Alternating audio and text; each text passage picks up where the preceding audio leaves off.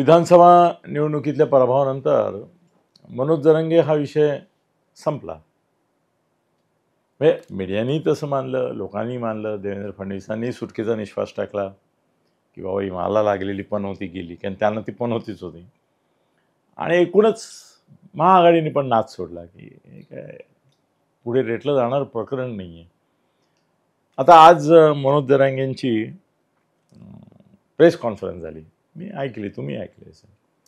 त्या प्रेस कॉन्फरन्सच्या मधला एक एक शब्द मी ऐकत असताना मला असं वाटलं की काही लोक जे म्हणतायत की त्यांनी शह दिला फडणवीसांना आपल्या आंदोलनाने आणि काही मागण्या मान्य करून घेतल्या त्यांच्या, तर त्यांच्याच बोलण्यावरून असं दिसलं नाही मला की त्यांच्या मागण्या मंजूर झाल्या आहेत। उलट त्यांनी सांगितलं की आम्हाला 2 महिन्यात या 4 मागण्या इम्प्लिमेंट करतो, आणखीन आम्हाला 2 महिने द्या, बाकीच्याही करतो असं आम्हाला आश्वासन दिलं होतं। त्यातली एकही मागणी मंजूरच नाही केली। म्हणजे मनोज जरांगेंना फसवलं, बनवलं नाही का। त्याकरता त्यांनी उपोषण मागे घेतलं, ते लागले होते उपोषणाला, मग उपोषण, मग सामूहिक आमरण उपोषण। आणि पण मी त्यावेळेला तुम्हाला सांगितलं होतं की 2-4 दिवसाच्या वर चालणार नाहीये, तेव्हा ह्यांच्या मुलीच्या हस्ते पाणी घेऊन हे संपणार। कारण मला इकडून कळत होतं की त्यांना दादच द्यायची नाही यावेळेला, दुर्लक्ष करायचं, आणि दुर्लक्ष केलं की मग काही हे राहत नाही ना मग त्याला। तर त्याप्रमाणे त्याने ते उपोषण सोडलं। मग त्यावेळेला नंतर त्यांनी बऱ्याच गोष्टी सांगितल्या होत्या, असं करू तसं करू। पण आजच्या याच्यावरून असं दिसतंय की मुख्यमंत्री देवेंद्र फडणवीस यांनी मनोज जरांगेंना शह देण्यात यश मिळवलं आहे आणि तहही धुडकावून लावला आहे, कारण त्यांची एकही कबूल केलेली मागणी इम्प्लिमेंट केलेली नाही। आता त्यांनी आज लोक डिमोरलाइज होऊ नयेत आपली, एकदमच नाहीतर खुश होतील, आंदोलनातली हवाच निघून जाईल, म्हणून आज त्यांनी सांगितलं की 29 ऑगस्टला, आता काय आज आपण आहोत 1 मे, आज 30 एप्रिलला आहोत, म्हणजे मे, जून, जुलै, ऑगस्ट 4 महिने। जो माणूस 4 तास द्यायला तयार नव्हता त्याने आता 4 महिने दिले सरकारला की आम्ही 29 ऑगस्टपर्यंत वाट पाहू, मग नंतर मुंबईला जाऊ। हे मुंबई प्रकरण एकदा फसलं आहे, नव्या मुंबईपर्यंत येऊन परत गेलेत ते। त्यावेळेला जोश होता, जल्लोष होता, त्यावेळेला एक तडाखा होता त्यामध्ये, त्यावेळेला त्यांना परत जायला लागलं। असं असताना आता ते येणार मुंबईमध्ये, काय करणार, तोपर्यंत किती गोष्टी झालेल्या असतील, कदाचित युद्ध झालेलं असेल, कदाचित युद्धाकडे वाटचाल सुरू झालेली असेल। त्या वातावरणामध्ये हा मुद्दा कोणी काढायला धजावणार का? अरे त्या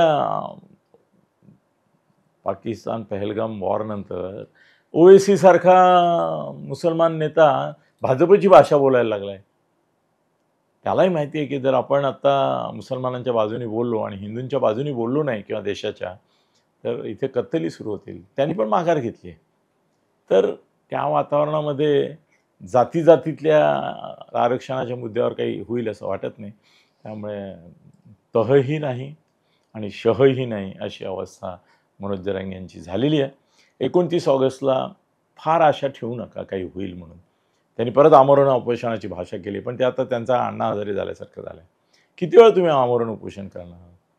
अण्णांनी तर काहीतरी 12 का 17 वेळा आमरण उपोषण केलं। आमरण उपोषण 17 वेळा हा विनोद नाही का? यांचंही तसंच हसं होईल त्यावेळेला आणि सरकार बदणार नाही।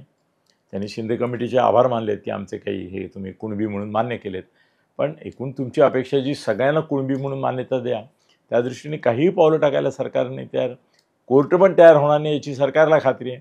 त्यामुळे एकूणच शहतहचं अवस्था ही आता अशी आहे।